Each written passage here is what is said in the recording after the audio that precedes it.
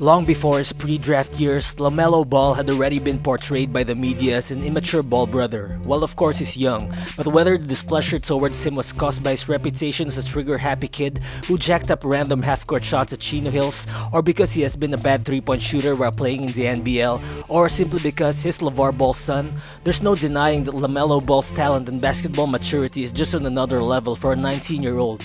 And of course, the slander only got worse as after the Charlotte Hornets' first 3 games of the season, LaMelo has averaged a subpar 6.3 points, 3.6 rebounds, and only 2.6 assists per game, and with those numbers, it would be easy for anyone to just jump into conclusions regarding this kid's future. But after getting a taste of real NBA minutes and after the Hornets' first 11 games of the season, LaMelo looks like a real Rookie of the Year contender as he has averaged 12.4 points, 7 rebounds, 6 assists, and 1.6 steals in 25.3 minutes per game, all while coming off the Hornets bench. And in his young NBA career, LaMelo already holds the distinction of being the youngest player in league history to record a triple-double as he put up 22 points, 12 boards, and 11 dimes in a win against Trae Young and the Atlanta Hawks. Well, it's still very early in the NBA season and in LaMelo's career, but right now, it looks like he's slowly turning into the real deal and the surefire franchise cornerstone for the Charlotte Hornets. And there are just a lot of signs that point to LaMelo Ball being able to lead this Hornets team into the elite tier of Eastern Conference teams in the near future. And that's what we'll look at today. So what's good guys, it's Rero Balls here, and in this video, we'll try to dive deeper into how LaMelo Ball is currently bringing back the noise in Buzz City. Let's get to it.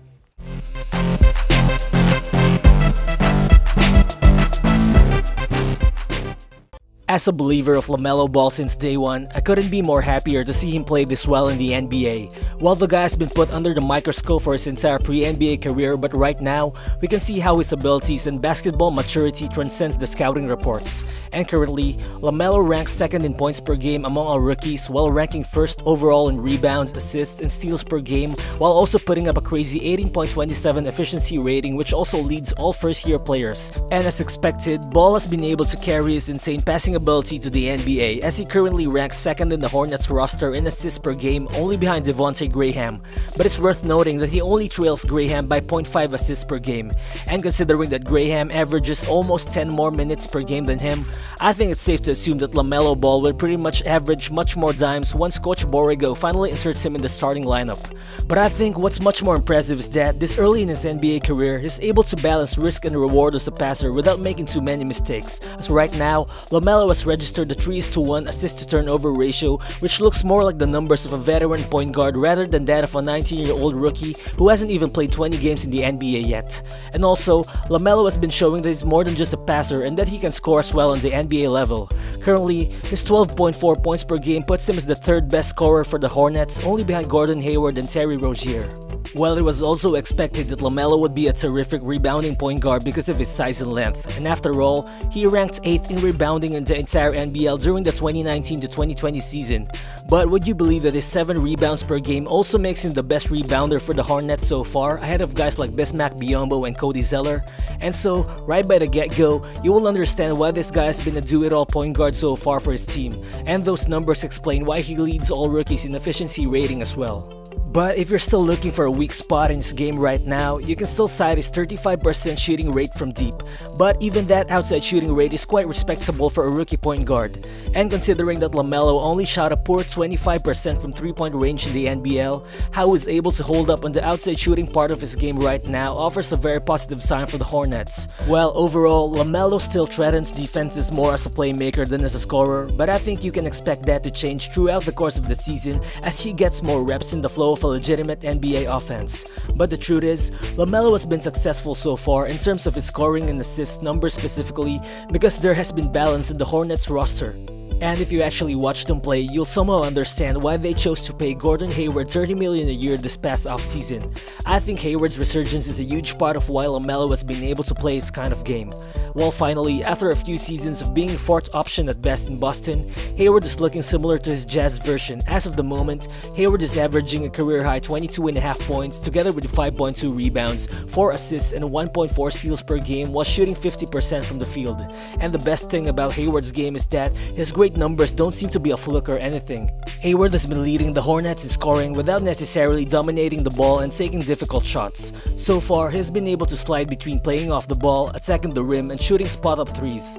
Well, in short, he's been able to be the scorer that he is while complementing LaMelo Ball's playmaking ability at the same time. And because of Hayward's versatility on offense, LaMelo has been able to create intriguing chemistry with him, while the young rookie is able to move the ball freely on the way to setting his teammates up for easy shots. So now we go to the all-important question, and that is, when will we see LaMelo Ball finally being inserted in the starting lineup?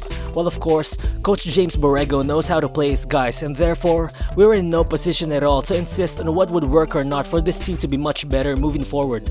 But whatever the case may be, LaMelo Ball is this team's future star, and if you look at it objectively, starting him would only produce great results for the Hornets. Well, first, let's look at the Hornets' current starting lineup of Rozier, Graham, Hayward, Washington, and Biyombo. Well, among all 5-man lineups in the NBA who have played at least 40 minutes together, such starting 5 has produced the league's 2nd worst offensive rating and the league's 11th worst defensive rating. But based on the numbers, if you replace Devonte Graham and Bismack Biyombo with LaMelo Ball and Miles Bridges, the Hornets should be a better team overall.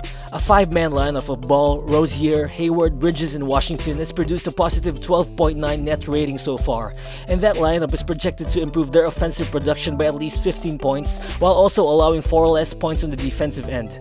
Well, that lineup might not be good enough to start most games, because that would mean playing 6'7" PJ Washington as a small ball center, and that wouldn't be sustainable for extended spurts in the long run. But still, I think that such a group would be very lethal as a closing lineup when needed. It's just going to be fun putting a group of 5 guys who can all stretch the defense and create shots all together on the floor when the game is on the line without necessarily giving up too much on defense. And also, I think that inserting LaMelo Ball in the starting lineup also helps their size in the perimeter. The Hornets won't have to worry again about starting games with an undersized backcourt of Rozier and Graham, who both only stand 6'1". Plus, I think Devonte Graham might be a better fit coming off the bench at this point. For some reason, his scoring average has dropped by at least 7 points from last season despite him virtually playing the same number of minutes. His 3-point shot has been down to 29% from 37% last season as well. Also, as strange as it may sound, Graham has had a plus 16 net rating so far when he's not sharing the floor with Rozier, but it's actually a minus 0.4 when they're together in the backcourt. And so maybe, the gamble of putting LaMelo Ball in the starting lineup this early in his career may be worth it for the Hornets. Well, Rozier has been an elite outside shooter for Charlotte at 41% since he signed with the team, and with LaMelo on the starting backcourt with him, I think he'll get to focus more on defending opposing point guards while he hunts for the shot, which shouldn't be difficult as well with 2 able creators in LaMelo and Gordon Hayward sharing the floor with him. And also, it's definitely no coincidence that each of the Hornets' regular starters' individual offensive ratings improve significantly when they're sharing the floor with LaMelo Ball. Basically, this number suggests that having LaMelo on the court much earlier in games might actually spell the difference between winning and losing in the long run. And so, it's quite a no-brainer that this guy should be a full-time starter much sooner than later.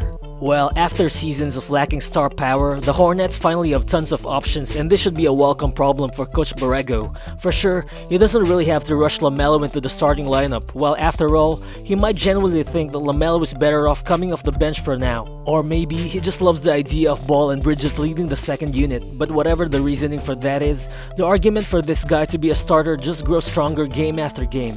Because whatever happens moving forward, whether it be midway through the season or in a couple of years, I believe that this team will have to try and fit the right pieces around LaMelo and not the other way around. But honestly, that shouldn't be difficult to do because this guy seems to play the right way and his game is just designed to make everyone around him better. And to be real, he already has franchise player written all over him this early in his NBA career. And most importantly, he's already proving all his critics wrong.